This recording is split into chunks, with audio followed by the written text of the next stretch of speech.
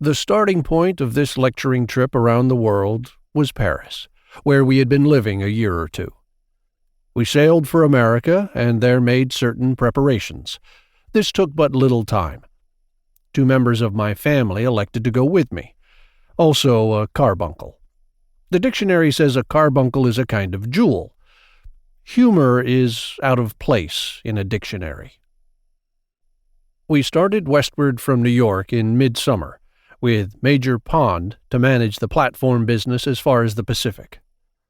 It was warm work, all the way, and the last fortnight of it was suffocatingly smoky, for in Oregon and British Columbia the forest fires were raging.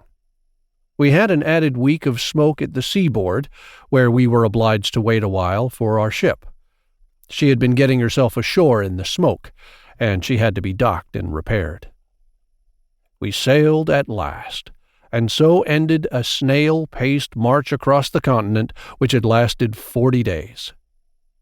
We moved westward about mid-afternoon over a rippled and sparkling summer sea, an enticing sea, a clean and cool sea, and apparently a welcome sea to all on board. It certainly was to me, after the distressful dustings and smokings and swelterings of the past weeks. The voyage would furnish a 3 weeks' holiday with hardly a break in it. We had the whole Pacific Ocean in front of us, with nothing to do but nothing, and be comfortable. The city of Victoria was twinkling dim in the deep heart of her smoke cloud and getting ready to vanish, and now we closed the field glasses and sat down on our steamer chairs, contented and at peace. But they went to wreck and ruin under us, and brought us to shame before all the passengers. They had been furnished by the largest furniture-dealing house in Victoria, and were worth a couple of farthings a dozen, though they had cost us the price of honest chairs.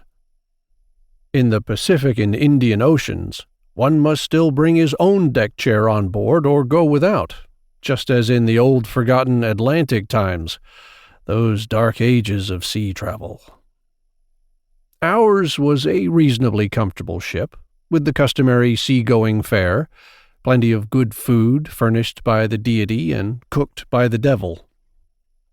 The discipline observable on board was perhaps as good as it is anywhere in the Pacific and Indian Oceans. The ship was not very well arranged for tropical service, but that is nothing, for this is the rule for ships which ply in the tropics. She had an oversupply of cockroaches, but this is also the rule with ships doing business in the summer seas, at least such as have been long in service. Our young captain was a very handsome man, tall and perfectly formed, the very figure to show up a smart uniform's finest effects. He was a man of the best intentions, and was polite and courteous even to the courtliness. There was a soft and grace and finish about his manners, which made whatever place he happened to be in seem for the moment a drawing-room.